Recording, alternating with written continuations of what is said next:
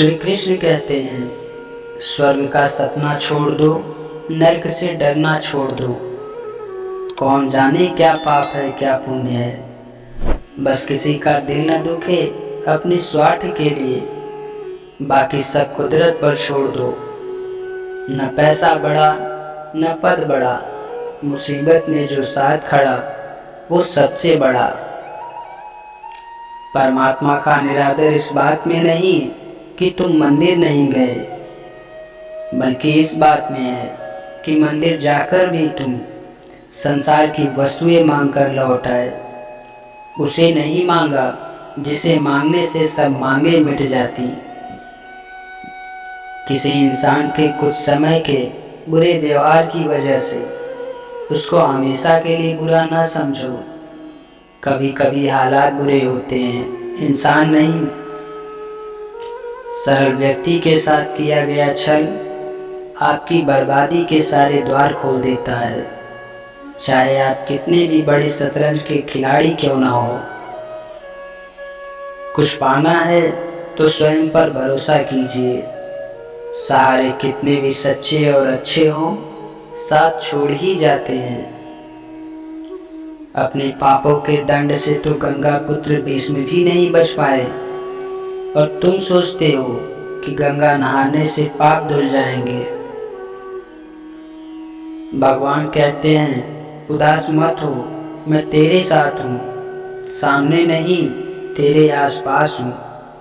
पलकों को बंद कर और दिल से याद कर, मैं कोई और नहीं बल्कि तेरा विश्वास हूँ। कौन क्या कर रहा है, कैसे कर रहा है, क्यों कर रहा है, इन सब से हम जितना दूर रहेंगे उतना ही खुश रहेंगे। दूसरों के गलत एवं सही निर्णय से सीखिए। दुनिया में किसी की भी उम्र इतनी लंबी नहीं कि वह हर गलती स्वयं करके स्वयं सीखे। जिस मनुष्य के पास शब्द की ताकत है, उस मनुष्य की ताकत का कोई मुकाबला नहीं कर सकता है।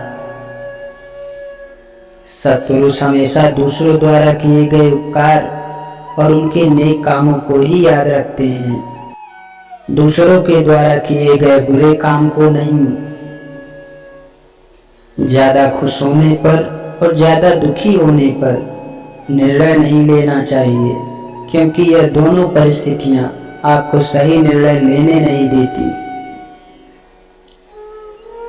दूसरों का भला करने वाले मनुष्य को हमेशा कष्टों का सामना करना पड़ता है, क्योंकि हमेशा फल देने वाले वृक्ष को भी पत्थरों की मार सहनी पड़ती है। जरूरत से ज्यादा आराम और जरूरत से ज्यादा प्रेम इंसान को अपाहिज बना देता है। परिस्थिति की 3 प्रकार से सामना कर सकते हैं हम। पहला, या तो उसे स्वीकार कर ले, अगर स्वीकार नहीं कर सकते तो उसे बदलने की कोशिश करें, और अगर बदल भी नहीं सकते तो उसे नियति पर छोड़ दे। कोई कितना भी सुंदर, बुद्धिमान, शक्तिशाली या फिर गतिशील क्यों ना हो, हम उस व्यक्ति की ओर तभी आकर्षित होंगे जब वो व्यक्ति सच्चा और वास्तविक हो।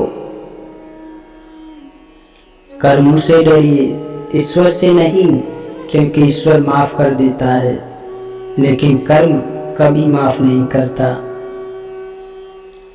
बिना मकसद की जिंदगी उस कोरे लिफाफे की तरह है जिस पर मंजिल का पता न लिखा हो तो वो कहीं नहीं पहुंचता। जब जल गंदा हो तो उसे हिलाते नहीं हैं, बल्कि उसे शांत छोड़ देते हैं, जिससे गंदगी अपने आप नीचे बैठ जाए। उसी प्रकार जीवन में परेशानी आने पर बेचैन होने के बजाय शांत रहकर विचार करें, हल अवश्य निकलेगा। कर्म को धर्म से श्रेष्ठ माना गया है, क्योंकि धर्म करके ईश्वर से मांगना पड़ता है, जबकि कर्म करने से ईश्वर को खुद ही देना पड़ता है। एक सुनार था, उसकी दुकान से मिली हुई एक लोहार की दुकान थी। सुनार जब काम करता तो उसकी दुकान से बहुत धीमी आवाज आती। किंतु जब लोहार काम करता तो उसकी दुकान से कानों को फाड़ देने वाली आवाज सुनाई देती। एक दिन एक सोने का कड़ छिटक कर लोहे की दुकान में आ गिरा।